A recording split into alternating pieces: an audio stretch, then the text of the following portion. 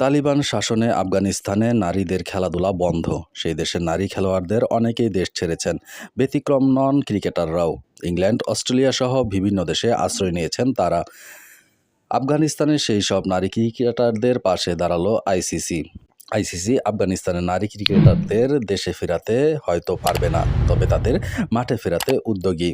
দেশ ছাড়া আফগান নারী ক্রিকেটারদের পাশে দাঁড়াতে বিশেষ টাস্ক ফোর্স গঠন করেছে আইসিসি। আর্থিক সাহায্য থেকে প্রশিক্ষণ, সব রকম সাহায্য করা হবে তাদের। ভারত, ইংল্যান্ড এবং অস্ট্রেলিয়ার ক্রিকেট বোর্ড আইসিসির এই উদ্যোগে সহযোগী হিসেবে কাজ করবে।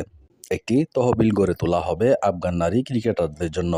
সেই তহবিল থেকে ক্রিকেটারদের আর্থিক সাহায্যও করা হবে। এছাড়া আধুনিক উচ্চমানের প্রশিক্ষণ, প্রয়োজনীয় বিভিন্ন সুযোগ সুবিধা এবং মেন্টরের ব্যবস্থা করা হবে। আইসিসি চেয়ারম্যান জয় শাহ বলেছেন, যে কোনো পরিস্থিতিতে থাকা ক্রিকেটাররা যাতে নিজেদের প্রমাণ করতে পারে তা নিশ্চিত করা আমাদের দায়িত্ব। সেই লক্ষ্যে সহযোগী দেশগুলির সঙ্গে একটা টাস্ক ফোর্স গঠন করা হয়েছে।